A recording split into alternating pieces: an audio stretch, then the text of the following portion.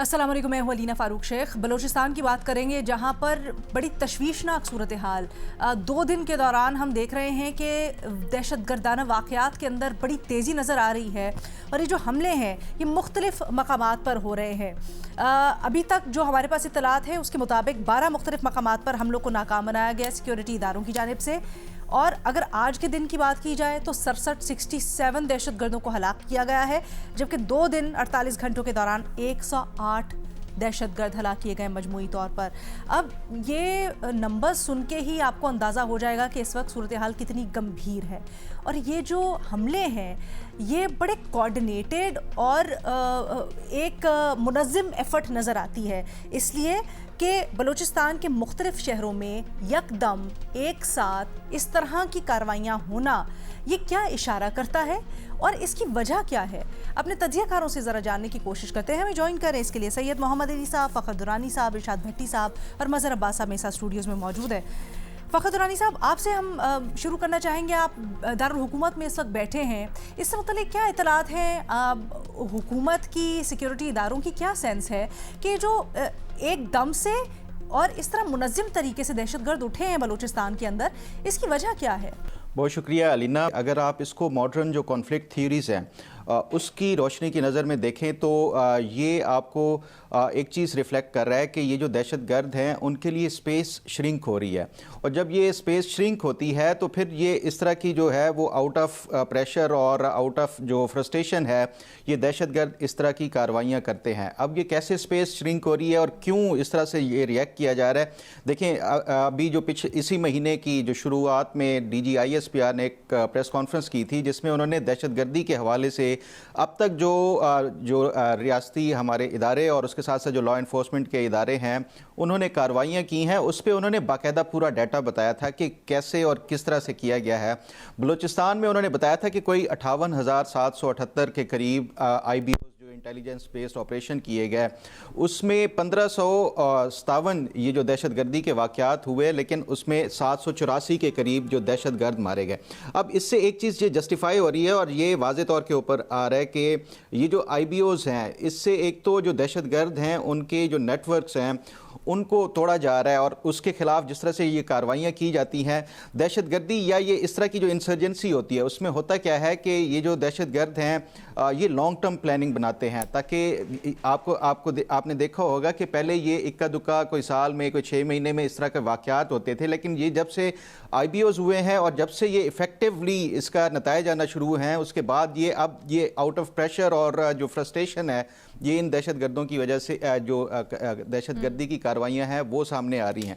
दूसरा, इससे एक चीज़ और जो सामने आ रही है कि ये जो सस्टेन्ड जो IBOs हैं ये दहशतगर्द उस टाइम ये कार्रवाइयाँ करते हैं कि जब उनको ये एक चीज़ का ये एहसास होना शुरू हो जाए कि वो इनफेक्टिव होते जा रहे हैं और उसके साथ साथ ये कि जो रियासत है वो मजबूत होते हुए नज़र आ रही हो। अब यहाँ पे जो बलूचिस्तान के हवाले से देखा जाए और उसके साथ साथ ओवरऑल जो पाकिस्तान का जो एक इमेज है, ख़ासतौर पे मई के बाद इंटरनेशनली भी पाकिस्तान ने और स्ट्रेटिजिकली भी और ओवरऑल जो इकनॉमिक है वो भी गेन किया है, तो उसमें जो दहशतगर्द हैं वो इनफेक्टिव होते हुए नज़र आ रहे थे अपनी ही जो इनके जो एक ग्राउंड है वहाँ पे, तो उसकी वजह से ये फिर एक इस तरह की जो कार्रवाइयाँ की जाती हैं और उसमें तेज़ी दिखाने के लिए, तो मेरा ख्याल है कि ये एक जो रियासत की तरफ से इफ़ेक्टिवली जो दहशतगर्दी के ख़िलाफ़ कार्रवाइयाँ हो रही थी ये उसकी फ्रस्ट्रेशन में, और फिर जिस तरह आपने अभी बताया है कि पिछले 2 दिनों में जो कामयाब जो IBOs किए गए हैं, जो इंटेलिजेंस बेस्ड ऑपरेशन किए गए थे उसके नतीजे में अब तक कोई 108 दहशतगर्द मारे गए,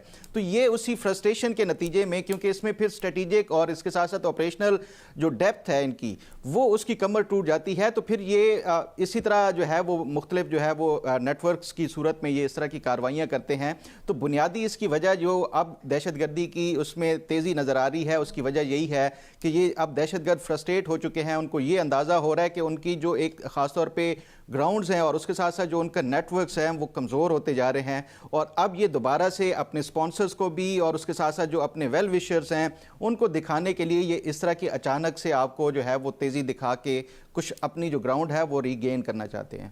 ये बड़े दिलचस्प तज्जिया किया मज़हर अब्बास साहब फ़खर ने, क्योंकि अमूमी तासुर ये लिया जाता है कि अगर दहशत गर्द कार्रवाइयाँ इतने बड़े पैमाने पर हो रही हैं तो शायद कहीं ना कहीं लॉ एंड ऑर्डर की कमी है, या कंटेन करने में सिचुएशन नाकामी हो रही है, या कोताहियाँ रह रही हैं। लेकिन क्या आपकी भी यही इसके ऊपर अजम्पशन और राय है कि कहीं ना कहीं ये आइसोलेट हो रहे हैं, उसकी फ्रस्ट्रेशन है और बाहर निकले, या कुछ और? नहीं, थोड़ा सा इख्तिलाफ करूँगा मैं फ़खर से। देखिए, जो दहशत गर्दों की टैक्टिक्स होती हैं वो बिल्कुल मुख्तलिफ होती हैं। जब वो देखते हैं कि उनके बहुत से लोग मारे जा रहे हैं या बहुत से लोग गिरफ़्तार हो रहे हैं, तो वो अपने आप को रोकते हैं और सिलेक्टिव टारगेट्स करते हैं। यहाँ सिलेक्टिव टारगेट्स नहीं हैं। आप देखें कि बलूचिस्तान के 12 शहरों में, बलूचिस्तान कोई बहुत बड़ा प्रोविंस नहीं है, 12 शहरों में अगर इस तरह की कार्रवाइयाँ होती हैं तो ये बड़ा सीरियस इशू है। और इसके वो ठीक है कि हमारे यहाँ जो इस वक्त हमारी सिक्योरिटी फोर्सेस हैं, उनका दावा है कि 110 के करीब लोग मारे हैं, दहशतगर्द मारे हैं गए हैं, लेकिन इस चीज़ पर भी तो आप सोचें ना कि 12 शहरों पे अटैक किया उन्होंने, इंक्लूडिंग कोयटा के बारे में, गवादर के बारे में और दीगर शहरों के बारे में। अगर 110 के करीब मारे गए हैं तो आए कितने होंगे? अब ये जो चीज़ें हैं, ये मेरा ख़्याल है इसको बहुत संजीदगी से, अभी एक आध दिन पहले सिक्योरिटी ज़राए से बात हो रही थी तो उनका पर्सपेक्टिव ये था कि हो ये रहा है कि BLA और तहरीक तालिबान और उनकी सुपरविज़न जो है उनके बकौल अफ़गान तालिबान, ये एक नेक्सस डेवलप हो रहा है। और इस नेक्सस को तोड़ने के लिए अब आप सोचें कि खैबर पख्तूनख्वा भी इस वक्त डिस्टर्ब है और बलूचिस्तान भी डिस्टर्ब है आपका। और अगर ज़ाहिर है उनकी ये इत्तलात हैं कि अफ़गान तालिबान इस तरीके से चीज़ें कर रहे हैं, तो हमें ये एक्सपेक्ट करना चाहिए कि ये और इस तरह की कार्रवाइयाँ कर सकते हैं। अब हमें इसके लिए ज़ाहिर है एक्स्ट्रा अलर्ट, हमारी सिक्योरिटी फोर्सेस को भी, इंटेलिजेंस इदारों को भी एक्स्ट्रा अलर्ट रहना पड़ेगा, क्योंकि वो इस वक्त बलूचिस्तान को फोकस कर रहे हैं और लेकिन ये चीज़ें फैल भी सकती हैं। तो मेरा ख़्याल है ओवरऑल हमारी जो सिक्योरिटी कंसर्न्स हैं उसके लिए बड़ा चैलेंज है इसमें। गो कि हमें ये कामयाबी मिल रही है, हमारी सिक्योरिटी फोर्सेस को कामयाबी मिल रही है, लेकिन मेरे नुक्ते नज़र से, क्योंकि माजी में अगर हम देखें, चाहे TTP के अटैक्स हों, अलकायदा के अटैक्स हों, या मुख्तलिफ जो सेक्टेरियन और ग्रुप्स रहे हैं उनके अटैक्स हों, तो जब क्रैक डाउन होता है या कोई ऑपरेशन होता है तो वो रुक जाते हैं, फिर सेलेक्टिव हो जाते हैं वो। यहाँ जो चीज़ें हुई हैं, ये कल का जो वाक़या है पिछले 24 घंटे का, ये बहुत अलार्मिंग है मेरे नुक्ता नज़र से। और इस चीज़ को बहुत सीरियसली देखना चाहिए कि एकदम उन्होंने आके आपके 12 शहरों को अटैक किया एक ही सूबे के। तो इसका मतलब ये है कि वो कहीं ना कहीं से जहाँ भी उनको पुश मिल रही है, जहाँ से भी पुश मिल रही है, चाहे वो अफ़गानिस्तान हो या इंडिया हो, लेकिन इतनी तादाद में लोगों का इन लोगों का आना और इन लोगों का टारगेट्स पे अटैक करना, वो कि उनको नाकाम बना दिया गया लेकिन टारगेट्स तो अटैक हुए, ये बहुत संजीदा बात है। और इसके लिए मेरा ख़ैर है, ज़ाहिर है हमारी सिक्योरिटी फोर्सेस भी और गवर्नमेंट भी इस चीज़ को संजीदगी से देख रही होगी, क्योंकि ये इसकी वजह से जो मैंने आज अभी थोड़ी देर पहले कुछ दोस्तों से बात हो रही थी कि गवादर में जो फेस्टिवल हो रहा है वो भी मुतासर हुआ है, आज जो शायद प्रोग्राम होने थे वो भी मुतासर हुए। तो ये सिचुएशन तो काफ़ी अलार्मिंग है। Absolutely sir.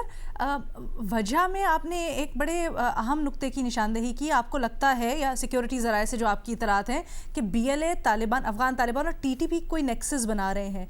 अमूमी तौर पर हम यही समझते हैं कि तालिबान और TTP के दरमियान में रिफ्ट भी है, वो इकट्ठे नहीं होते, फिर BLA से मुतालिक भी कुछ ऐसे ही रुझान पाए जाते हैं। तो इकट्ठे क्यों हो रहे हैं? क्या इनके पीछे कोई ये आम तौर पे होता है, ये दहशतगर्दी में कि उसमें आम तौर पे ये होता है कि जब स्टेट जो है वो ऑल आउट जाती है अगेंस्ट टेररिस्ट, तो बहुत सी टेररिस्ट ऑर्गेनाइजेशन जिनका कोई नज़रियाती एफिलिएशंस नहीं होती, लेकिन चूंकि दोनों अंडर अटैक हैं, इसलिए वो कहीं ना कहीं उनका नेक्सस बन जाता है। ٹھیک ہے. ارشاد بھٹی صاحب، آپ کیا وجہ سمجھتے ہیں یہ جو ایک دم سے ہمیں رائز دیکھنے کو ملی ہے اور بڑی کوارڈینیٹڈ کارروائیاں؟ میڈم شیخ، پہلی بات تو یہ ہے کہ دل دکھی ہے. یہ بلوچستان پر حملہ نہیں ہوا، پاکستان پر حملہ ہوا ہے. شہید ہونے والوں کو سلام اور ان کی فیملیوں کے ساتھ ہمدردی. وطن کی خاطر اپنی جان قربان کرنے والوں کو سلام، اور جو اس وقت بھی جان ہتھیلیوں پر رکھ کر ان بزدل دہشت گردوں کے خلاف صف آ رہے ہیں ان کو بھی سلام. یہ بزدل دہشت گرد ہیں جو نہتے معصوموں کو مارتے ہیں. نہ یہ مسلمان کہلانے کے قابل ہیں اور نہ یہ انسان کہلانے کے قابل ہیں. اور دوسری بات میڈم شیخ، ہمیشہ کہتا ہوں، ایک بار پھر کہہ رہا ہوں کہ بلوچستان کے تمام سٹیک ہولڈرز اکٹھے ہوں اور انہیں اکٹھا کیا جائے. جو ناراض ہیں انہیں منایا جائے. جو معاشی، سماجی اور سیاسی ناانصافیاں ہیں انہیں ختم کیا جائے. سب اکٹھے ہوں پاکستان کی خاطر، تبھی اس دہشت گردی پر مکمل طور پر ہم قابو پا سکیں گے. اور یہ نیکسز جو ابھی آپ جن کی بات کر رہی تھیں کہ یہ تحریک طالبان، BLA اور TTP اور ان کے پیچھے طالبان حکومت اور ان کے پیچھے ہندوستان، اب اس میں ایک اور پلیئر بھی شامل ہو گیا ہے جو ابھی اسلام آباد میں ایک رپورٹ ابھی بتائی گئی یا شیئر کی گئی کہ اس میں اسرائیل بھی شامل ہو چکا ہے. اچھا، تو اب ہیں اب ہیں اسرائیل، اور اس کے بتایا گیا کہ خوست، پکتیا اور کنڑ میں جو اس وقت سب سے زیادہ اور افغانستان میں سب سے زیادہ جو NGOز کام کر رہی ہیں وہ ہیں اسرائیل اور شے فاؤنڈیشن، اور یہ دونوں اسرائیلی حکومت کی ہیں. اور طالبان حکومت اور اسرائیلی حکومت بھی قریب قریب آ رہی ہیں. تو ہمارے تینوں دشمن، اسرائیل، بھارت اور جو ہمارے کبھی جن پر ہم نے احسان کیے تھے طالبان حکومت، یہ تینوں اکٹھے ہیں اور ان کی آگے پراکسیز ہیں، وہ بھی اکٹھی ہیں. تو جب تمام دشمن اکٹھے ہو چکے ہیں ہمارے خلاف، جب تمام دشمنوں کی پراکسیز حملہ آور ہیں ہم پر، اور ہم کہیں بھی، خواہ وہ خیبر پختونخوا ہو، خواہ وہ بلوچستان ہو، ہم کہیں بھی اکٹھے نہیں. کیا پاکستان سے بڑی ہو گئی ہماری ناراضگیاں؟ کیا پاکستان سے بڑے ہو گئے ہمارے اختلافات اور جھگڑے؟ کیا ہم پاکستان کے لیے اور پاکستان پر اکٹھے نہیں ہو سکتے؟ اور آخری بات میڈم شیخ، یہ ناکامی ہے بلوچستان حکومت کی، یہ نااہلی ہے بلوچستان حکومت کی. بلوچستان حکومت کی کارکردگی کیا ہے؟ سچی بات ہے، جب بھی کوئی بڑا آپریشن ہے وہ فوج کر رہی ہے. جہاں بھی کوئی بڑی کارروائی ہوتی ہے وہاں فوج ریسکیو کرتی ہے. جہاں بھی کوئی جانیں دینی ہوتی ہیں وہ فوج آگے ہوتی ہے. آج اگر بلوچستان سے یا خیبر پختونخوا سے یہ انٹیلیجنس بیس آپریشن کرنے والی فوج اور جن پر ہم طرح طرح کی باتیں کرتے ہیں، اگر یہ نکال لی جائے تو مجھے بتائیں بلوچستان حکومت کہاں ہے؟ بلوچستان حکومت کی کارکردگی کیا ہے؟ بلوچستان حکومت کی لا اینڈ آرڈر کی پالیسی کیا ہے؟ کیا ہے بلوچستان حکومت کی لا اینڈ آرڈر کی پالیسی؟ سرفراز بگٹی صاحب نے police levies Balochistan law and order کے لیے کیا کیا ہے؟ بلوچستان حکومت کہاں ہے؟ بلوچستان حکومت کی رٹ کہاں ہے؟ سرفراز بگٹی بتا سکتے ہیں کہ شام ڈھلتے ہی کتنے شہروں میں ان کی رٹ قائم رہتی ہے، حکومتی رٹ قائم رہتی ہے؟ اتنے سویلین ادارے، اتنا بجٹ اور بڑے بڑے دعوے، نتیجہ کیا؟ نتیجہ کوئٹہ حملہ، مستونگ، نوشکی، خاران، گوادر، پسنی، مچ. کہاں ہے وہ نیشنل ایکشن پلان؟ اور میڈم شیخ آپ کو یاد ہوگا کہ سانحہ 8 اگست جو وکلا پر دہشت گردی حملہ ہوا تھا، اس پر جسٹس قاضی فائز عیسیٰ کمیشن کا ایک رپورٹ اور سفارشات بھی تھیں. کہاں ہیں وہ رپورٹ اور کہاں ہیں وہ سفارشات؟ جامعہ حکمت عملی، جامعہ مانیٹرنگ، نیکٹا کو فعال کرنا، نمائشی اقدامات نہیں سنجیدہ اقدامات، اقربا پروری نہیں میرٹ. میں تو جب دیکھتا ہوں تو کیا میں کہہ سکتا ہوں اپنے دل پہ ہاتھ رکھ کر کہ یہ بلوچستان کی حکومت میرٹ پر بنی ہے، میرٹ پر سارے کام کر رہی ہے؟ تو جب تک آپ یہ مذمتیں، ہمدردیاں آپ نبٹا جائے گا، کیا جائے گا، آگے بڑھیں گے، یہ کریں گے، وہ کریں گے، اس سے آگے نہیں بڑھیں گے تو کام نہیں ہوگا. پتہ نہیں ہے BLA بھی ایک ہے، پتہ نہیں ہے کہ وہ کہاں رہتے ہیں، پتہ نہیں ہے کہ وہ کہاں سے حملہ آور ہوتے ہیں، پتہ نہیں ہے کہ وہ کون ہیں، ان کے پیچھے کون ہیں. کیا کر رہی ہے بلوچستان حکومت؟ صرف کوئٹہ میں بیٹھ کر بیانات جاری کر رہے ہیں یا بس نمائشی اقدامات کر رہے ہیں؟ تو آپ جب اپنا کام کرنے میں فیل ہو جاتے ہیں پھر آپ کو آپ کی جو یہ گورننس اور پرفارمنس کے گیپ ہیں اس کو فوج پورا کرتی ہے, وہ قربانیاں دیتی ہے, اور پھر جب آپ کو موقع ملتا ہے آپ ان پر چڑھائیاں کرتے ہیں. تو آپ کہاں ہیں؟ آپ کی پالیسیاں کیا ہیں؟ آپ کدھر کھڑے ہیں؟ آپ نے کیا کیا ہے؟ کوئی پوچھ سکتا ہے اس وقت سرفراز بگٹی صاحب کو کہ وہ کیا کر رہے ہیں, انہوں نے ابھی تک کیا تیر مارے ہیں, اس حوالے سے ابھی تک کیا کام کیا ہے؟ کوئی وہ شیئر کر سکتے ہیں ہمارے ساتھ اپنی کارکردگی, اور وہ کیا یقین دلا سکتے ہیں کہ دوبارہ اس طرح کے منظم حملے نہیں ہوں گے؟ کتنے ہوں گے دہشت گرد, کتنے ہوں گے ان کے پاس وسائل؟ آپ حکومت ہیں, کیا کر رہے ہیں آپ؟ بالکل جائز ہے سارے کے سارے, لیکن مجھے ایک چیز بتائیے گا, کیونکہ تاثر ہمیشہ سے یہی ہے کہ بلوچستان حکومت سرفراز بگٹی صاحب کی قیادت میں بڑی ہم آہنگ ہے اور ایک پیج کے اوپر ہے وفاقی حکومت اور ریاست کے ساتھ بنیادی طور پر. آپ اس سے مختلف کیوں سمجھتے ہیں؟ میڈم شیخ, گراؤنڈ پر کس نے کام کرنا ہے؟ ایک پورا انفراسٹرکچر ہے نا. خیبر پختونخوا میں کیا مسئلہ پیدا ہو رہا ہے؟ فوج اپنا کام کر رہی ہے, بالکل الگ سچویشن ہے نا. بلوچستان کی تو اسی طرح سے ہے کہ بگٹی صاحب کا تو کہا جاتا ہے کہ ریاست کے ساتھ وہ ایک پیج کے اوپر ہے. ایک پیج کافی ہے کیا؟ اپنی پرفارمنس, اپنی کارکردگی, اپنی ڈپارٹمنٹس کو ایکوپڈ کرنا, اب فرنٹ سے لیڈ کرنا, یہ کیا نہیں ہونا چاہیے؟ حکومتی ریٹ نہیں ہوتی کیا؟ ٹھیک ہے سر, جائز سوال آتے ہیں آپ کے. میں محمد علی صاحب کے پاس لے کے چلوں گی. محمد علی صاحب, کچھ دیگر سوالات بھی تھے آپ سے, لیکن میرا خیال ہے پہلے بھٹی صاحب نے جو سوالات اٹھائے ان سے شروع کرتے ہیں. کیا آپ یہ سمجھتے ہیں کہ بلوچستان میں جو سرفس کر رہی ہے دہشت گردی, اور خاص طور پہ جو 2 دن کے دوران ہم نے دیکھا, وہ حکومتی نااہلی کا نتیجہ ہے؟ حکومت کی ریٹ ختم ہے اور کوارڈینیشن نہیں ہے افواج کے ساتھ, یہ وجہ ہے؟ بہت شکریہ علینا. دیکھیں, میں سمجھتا ہوں کہ ڈیفینیٹلی جہاں بھی دہشت گردی ہوتی ہے وہ بنیادی طور پہ جو ایک سوشل کانٹریکٹ ہے اس میں جو گیپس ہوتے ہیں اس کو وہ ایکسپلائٹ کرنے کی کوشش کرتی ہے, بیانیے کی سطح پہ بھی اور اپنی لیجیٹیمیسی کے لیے بھی اور ریاست کے خلاف حملوں کو جسٹیفائی کرنے کے لیے بھی. یہ حکمت عملی کے حوالے سے دنیا کی تمام دہشت گرد تنظیمیں ہمیشہ بیڈ گورننس کو ہی اپنا میٹا نیریٹو یا ایجنڈا بناتی ہیں. لیکن بات جو ہے وہ اتنی سادہ نہیں ہے. بھٹی صاحب نے بالکل صحیح کہا کہ بنیادی طور پہ اس وقت پاکستان جو ہے وہ بھارت, افغان طالبان اور اسرائیل تینوں کے نشانے پر ہے. اور میں اس کے حوالے سے کچھ آپ سے اوپن سورس انٹیلیجنس کی انفارمیشن بھی شیئر کر دیتا ہوں. دیکھیے, بی ایل اے جو ہے بنیادی طور پہ ان کا ایجنڈا کیا ہے, وہ کیا چاہتے ہیں. وہ یہ ہم چھوٹے لیول پہ سوچتے ہیں کہ جناب وہ چاہتے ہیں کہ بلوچستان کو ڈسٹیبلائز کر دیا جائے اور یہاں پہ ترقی اور انویسٹمنٹ کا سفر روک دیا جائے. یہ داخلی معاملہ صرف نہیں ہے. اس وقت ان حملوں کا جو معیار اور مقدار اور اسکیل ہے وہ 2-3 چیزیں بالکل واضح کر دیتا ہے کہ اس کی ٹائمنگ, اس وقت مسلم دنیا اور مشرق وسطیٰ کی صورتحال اور مغربی طاقتوں اسرائیل کے ساتھ جو ایران کی کشیدگی ہے بڑھتی ہوئی, اس کو بی ایل اے کیسے ایکسپلائٹ کرنے کی کوشش کر رہی ہے. آپ کو اس کی ٹائمنگ اور اسکیل کو دیکھنا چاہیے. جناب دیکھیے, بی ایل اے چاہتی ہے کہ بلوچستان کو ایک آزاد ریاست بنا دیا جائے, تو وہ صرف پاکستان کے بلوچستان کو آزاد نہیں کروانا چاہتے, وہ ایران کے بلوچستان کو بھی آزاد کرانا چاہتے ہیں.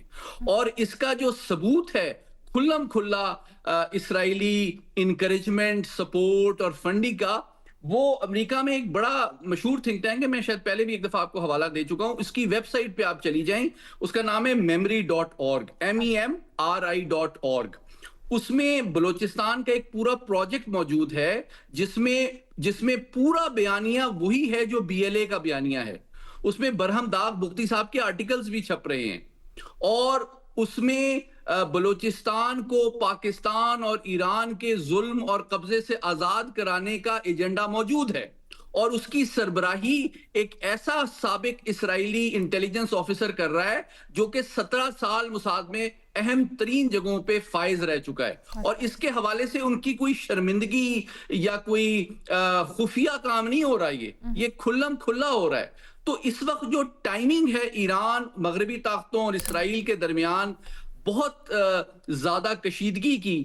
یوں لگتا ہے کہ بی ایل اے اس ماحول کو استعمال کرنا چاہ رہی ہے بلوچستان کو مزید ڈیسٹیبلائز کرنے کے لیے، ایران کے اندر بھی اور پاکستان کے اندر بھی. اور اس کے لیے ہمارے پاس ایک اپورچونٹی بھی موجود ہے رینا، کہ یہی حقیقت ہمیں اعلیٰ ترین سطح پہ، سیاسی، فوجی، انٹیلیجنس اور سفارتی سطح پہ ایران کو ہمیں اعتماد میں لینا چاہیے کہ یہ جو انڈیپینڈنٹ بلوچستان کے ایلیمنٹس ہیں، چاہے وہ بی ایل اے ہے، بی ایل ایف ہے یا جو بھی ہے، وہ ہمارے مشترکہ دشمن ہیں جو بلوچ ایتھنیسٹی اور گریونس کو استعمال کر کے اس خطے کو ڈیسٹیبلائز کرنا چاہتے ہیں. یہاں پہ ترقی، خوشحالی، انویسٹمنٹ کے سفر کو سبوتاج کرنا چاہتے ہیں، جو بلوچستان کے لوگوں کو استعمال کر رہے ہیں پاکستان اور ایران دونوں کے خلاف گمراہ کرنے کے لیے. اس کو مل کر ہمیں سیاسی، سفارتی، سماجی، معاشی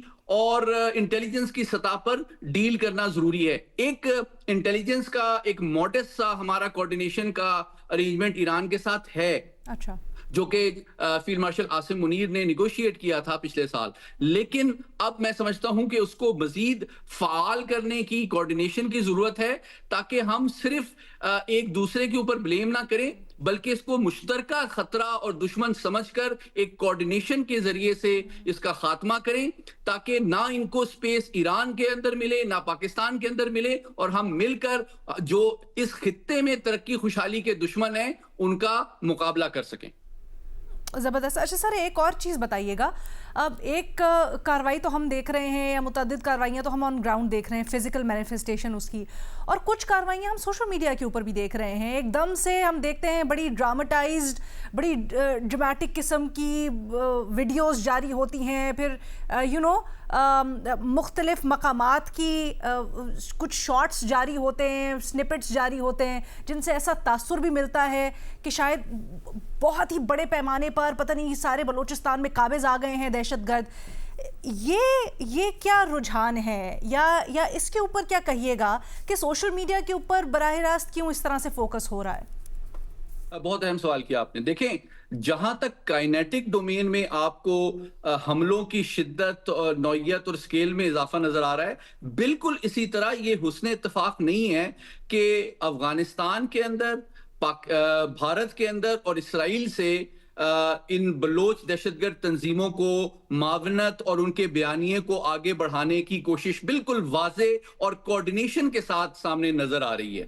تو آپ دیکھتے ہیں کہ آپ کو یاد ہوگا کہ جب افغانستان اور پاکستان میں کشیدگی ہوئی تھی تو بالکل بھارتی جو تمام سوشل میڈیا تھا وہ کھل کر افغان طالبان کے ساتھ کھڑا تھا. پھر اسی طرح جب بنیان المرصوص کا واقعہ ہوا تو اس دوران بھی افغان آئی پی ایڈریسز سے وہی بیانیہ نشر کیا جا رہا تھا جو کہ بھارت سے کیا جا رہا تھا. اور پھر آپ نے دیکھا جب اسرائیل اور ایران کے درمیان کشیدگی ہوئی تو اس میں بھی بھارت نے کھل کر وہاں کے سوشل میڈیا اور میڈیا کمنٹیٹرز نے اسرائیل کا ساتھ دیا. تو میں سمجھتا ہوں یہ جو صورتحال ہے یہ ہمارے ایرانی دوستوں کو بھی، ان کی بھی آنکھیں کھولنے کے لیے کافی ہونی چاہیے کہ ان کا اصل دوست اور دشمن کون ہے، اس میں تمیز کرنی چاہیے. اور وہ ایلیمنٹس اور ممالک جو ہمارے درمیان غلط فہمیاں اور ہمارے ملک کے اندر، ہم دونوں ممالک کے اندر ڈیسٹیبلائزیشن پیدا کرنے کی کوشش کر رہے ہیں، ان کو پہچانیں اور ان کو اپنی صفوں سے نکالیں. آخری بات بہت امپورٹنٹ، آپ کو یاد ہوگا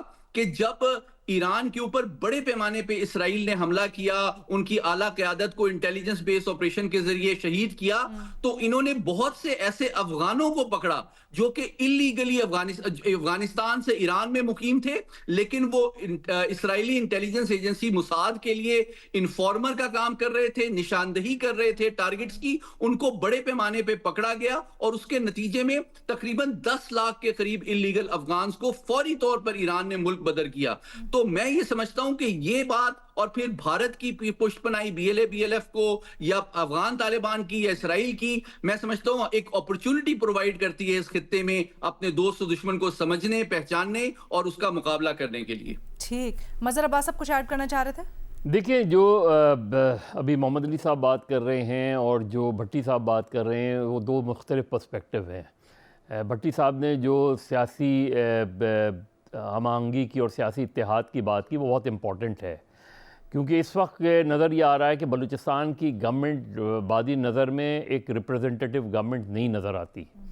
بلوچستان میں آپ کو ہر صورت میں یہ ایک تو ہماری سیکورٹی فورسز جو لڑائی لڑ رہی ہیں وہ بڑی لڑائی ہے, لیکن آپ کو ایک پولیٹیکل سلوشن کی طرف بھی جانا ہے بلوچستان کے, اور اس کے لیے آپ کو بلوچستان کی سیاسی جماعتوں کو, سیاسی قیادت کو, وہ سیاسی قیادت جس نے ہمیشہ جو ہے وہ پاکستان کی بات کی ہے, آئین کی بالادستی کی بات کی ہے, اس کو آپ کو ہر صورت انگیج کرنا چاہیے.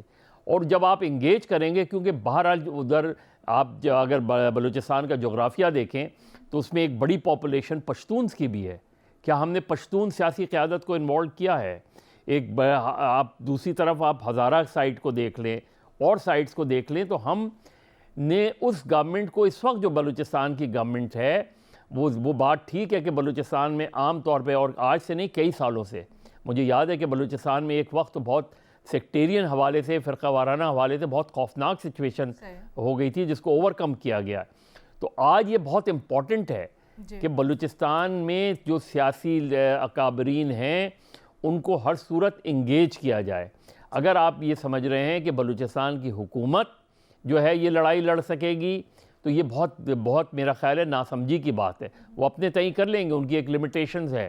دوسری یہ کہ بلوچستان میں ایک بڑا المیہ یہ رہا ہے کہ بلوچستان میں اب تک جو سیاسی قیادت رہی ہے, حکومتیں رہی ہیں, جو ادھر جو کرپشن کا ایلیمنٹ ہے, جو ڈیولپمنٹ کی راہ میں بہت بڑی رکاوٹ رہا ہے, اس کو کبھی بھی سیریسلی ایڈریس نہیں کیا گیا.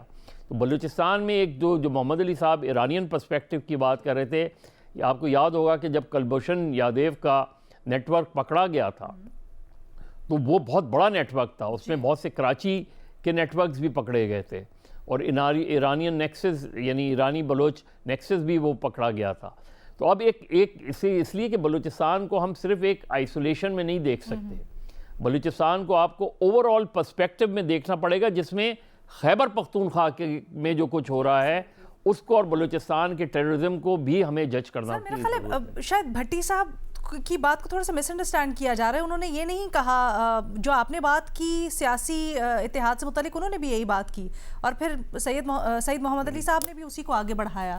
آئی تھنک اس کی جسٹ یہی تھی. نہیں تو میں یہی تو کہہ رہا ہوں کہ لیکن بلوچستان کی جو گورنمنٹ ہے, بلوچستان کی گورنمنٹ یہ صرف کہنا کہ بلوچستان کی گورنمنٹ کے بارے میں سیکورٹی ذرائع تو بہت مطمئن ہے. وہ تو یہ کہتے ہیں کہ انہوں نے کوئی 54,000 انگیجمنٹس جو ہے وہ مختلف سیکٹرز میں کی ہیں, لیکن اوور آل جو پرسپیکٹو اس گورنمنٹ کا بنتا ہے کہ وہ ریپریزنٹیٹیو گورنمنٹ نظر نہیں آتی. اوکے ٹھیک ہے جی. ود دیٹ ہم ایک چھوٹی سی بریک کے بعد واپس آئیں گے آپ کے سوالوں کے ساتھ.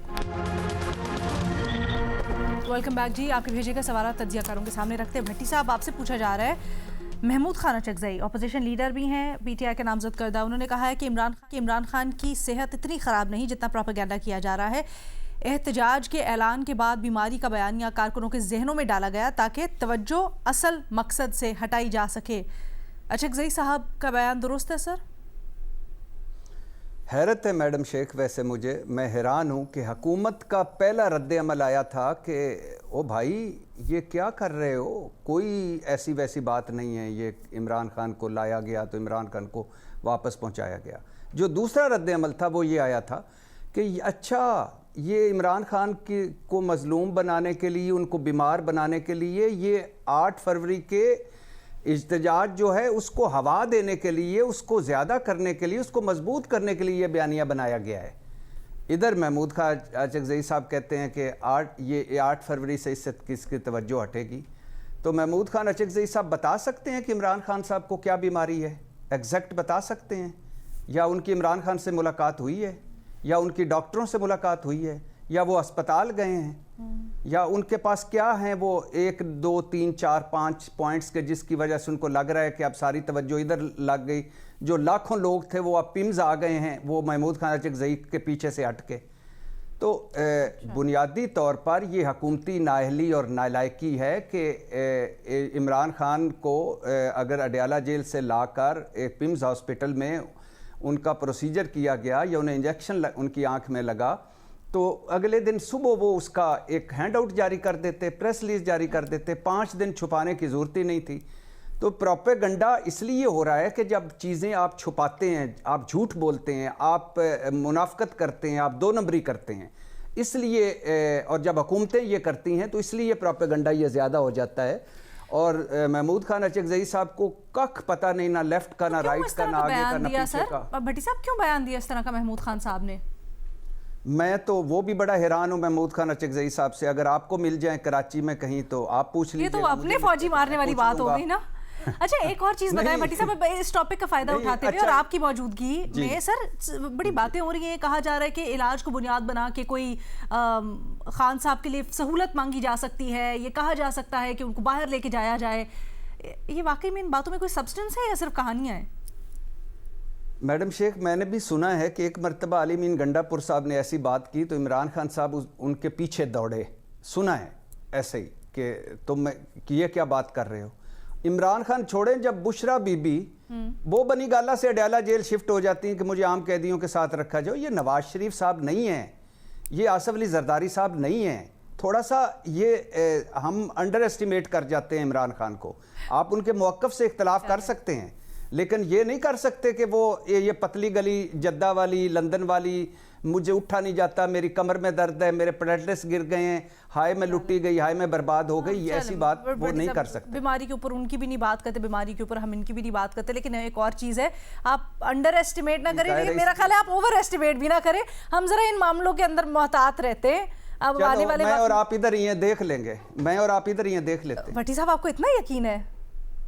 ہاں جتنا آپ کو نہیں یقین اتنا مجھے یقین ہے. میں تو محتاط رہتی ہوں بھٹی صاحب، میں تو کیا کروں. نہیں آپ محتاط نہیں ہیں، آپ محتاط نہیں ہیں بھٹی صاحب. میں یقین کریں مجھے، اور کیونکہ بات بیماریوں کی ہو رہی ہے میری نہ صرف بیماری سر، نہ صرف بیماری کی بلکہ سر یہاں پر سیاستدانوں کا ہسٹری رہی کچھ پتہ نہیں چلتا. میں تو اس لیے انسانوں کے اوپر کسی کے اوپر نہیں آپ سیاستدانوں کی بات کر رہی ہیں، عمران خان کی بات. سر وہ بھی سیاستدان ہی ہے، وہ کیا ہے؟ سیاستدان ہوتے تو اب تک باہر آ چکے ہوتے. کیا ہے برہان صاحب سیاستدان ہی ہے تو؟ دوسری بات یہ میڈم شیخ، روایتی سیاستدان جو روایتی سیاست ہے آپ اس کی بات کر رہی ہیں، وہ نہیں ہے. اچھا دوسری بات جو ابھی آپ نے ایک جملہ پھینکا بیماری کا، چونکہ بات بیماریوں کی ہو رہی ہے اور چونکہ بات بیماروں کی ہو رہی ہے تو اس لیے میں نے بھی اعلیٰ حضرت یہی بات کی ہے. اس کے لیے کوئی میرا دل نہیں تھا کہ میں بیماریاں کھول کے آگے رکھوں سامنے. نہیں لیکن آپ کہہ رہے ہیں نا خان صاحب نہیں کریں گے ایسا اور نہیں کر سکتے،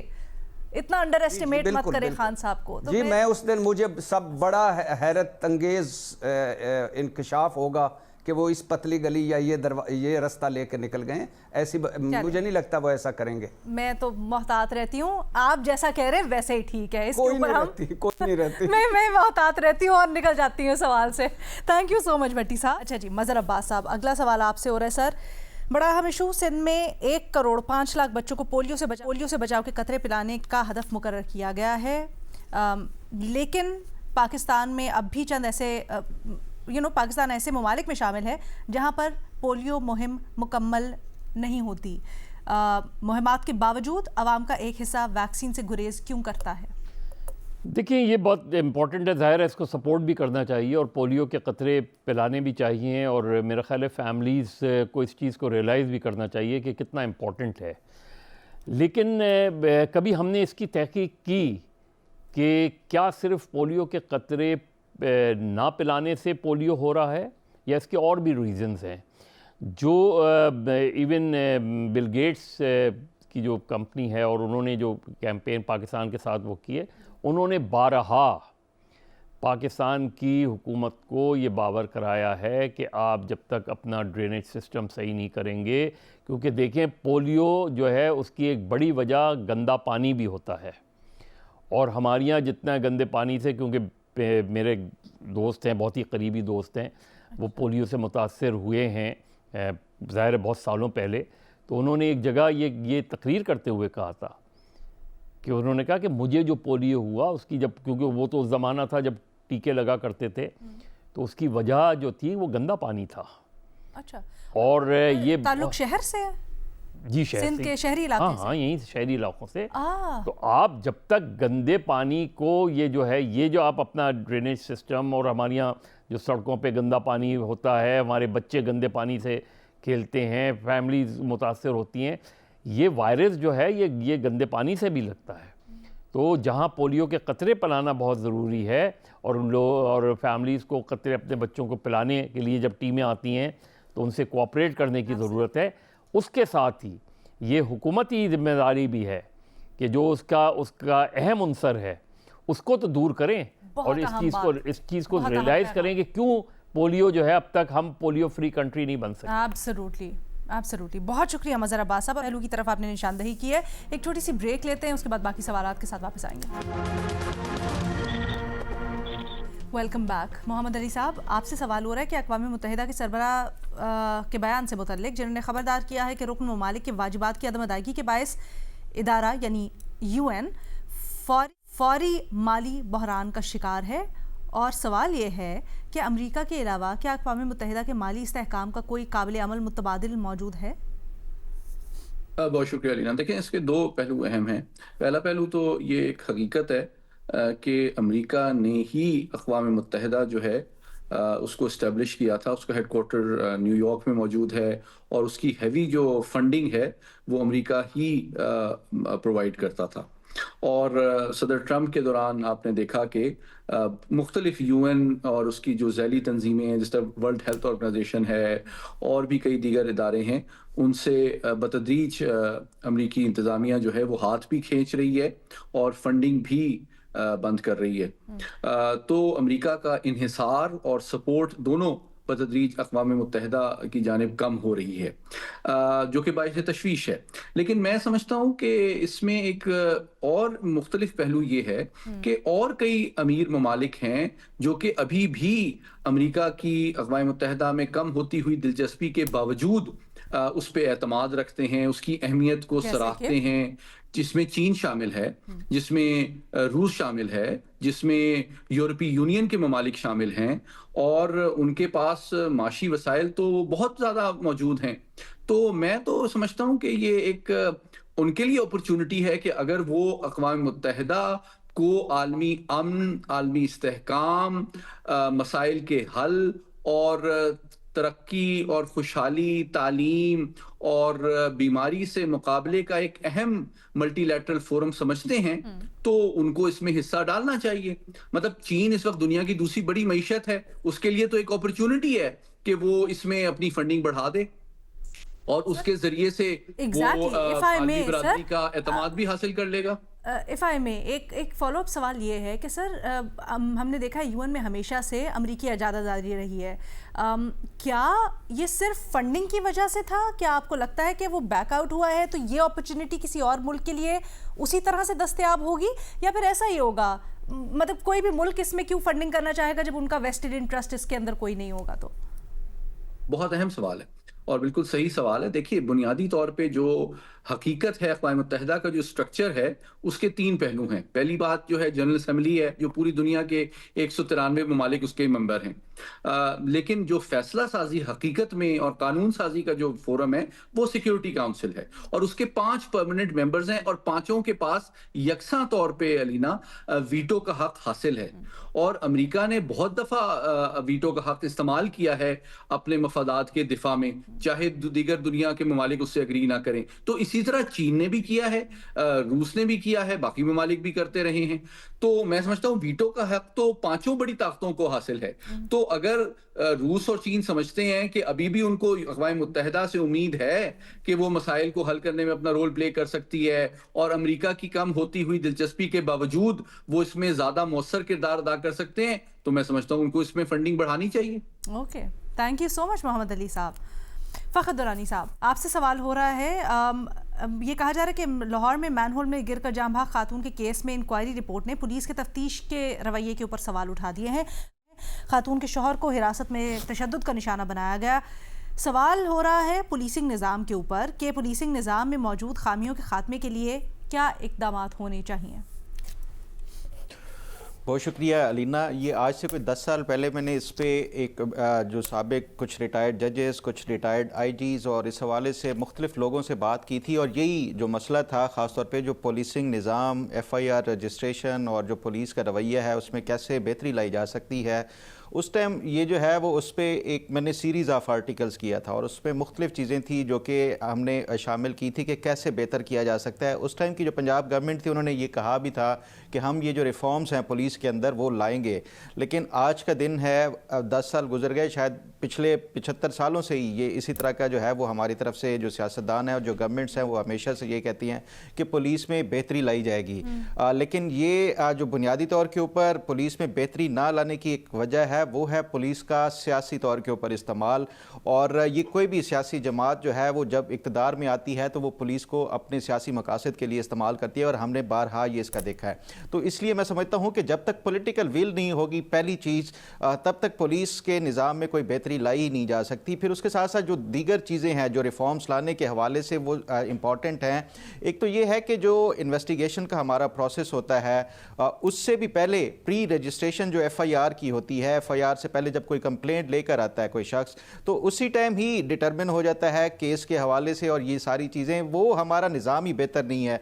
फिर उसके साथ साथ जो इन्वेस्टिगेशन का प्रोसेस है, हमारे पास जदीद जो टेक्नोलॉजी है कि किस तरह से करना है, अभी भी वही रिवायती तरीके से कोई किसी के ऊपर इल्ज़ाम है तो मुलज़िम को उल्टा टांग के उसका तशद्दुद के ज़रिए मनवाया जाता है, जो कि हमने इसी केस में भी देखा है कि जब ये मीडिया सोशल मीडिया के ऊपर बातें आना शुरू हुई तो पुलिस ने वही अपना रिवायती एक तरीका कार के उसको पकड़ लिया कि तुमने ही अपनी जो है वो बीवी को मारा है। तो ये मेरा ख्याल है कि अब तक जो है ये सियासी हुकूमतें जब भी कोई पुलिस रिफॉर्म्स के हवाले से बात करती हैं कभी कोई संजीदगी से इसके ऊपर अमल दरामद नहीं करता। ये तो भला हो उस टाइम कोई अगर सोशल मीडिया के ऊपर ये बातें ना आती, ये जो एक बड़ा अनफॉर्चुनेट वाक़या हुआ है, तो हो सकता है कि जिस तरह पहले शुरू में टिकर्स चले या जो मीडिया के ऊपर बातें चली कि ये इसमें शोहर ने खुद ही मारा है, तो ये अब तक बेचारे का उसका कोर्ट में चालान हो चुका होता और आगे जो है वो इसमें। तो मेरा ख्याल है कि ये हमें एक सियासी कल्चर को जो है वो इसमें जो है वो बेहतरी लाने की ज़रूरत है। उसके साथ एक और जो चीज़ जो इंटरलिंक्ड है वो है हमारी मातहत अदलिया। ये तमाम तर जो कंप्लेंट हो या उसके साथ जो FIRs हैं वो पहले मजिस्ट्रेट के पास जाती है, मजिस्ट्रेट जो है वो उसी जो कंप्लेंट है, ये जो चालान है, जो इनिशियल रिपोर्ट होती है पुलिस की, उसकी बुनियाद के ऊपर वो आगे केस का जो है वो उसको रिमांड दे देता है, कुछ भी जो आगे फैसला करना होता है या ट्रायल शुरू करना होता है। तो ये इंटरलिंक्ड है, हमारी मातहत अदलिया भी, हमारी पुलिस भी।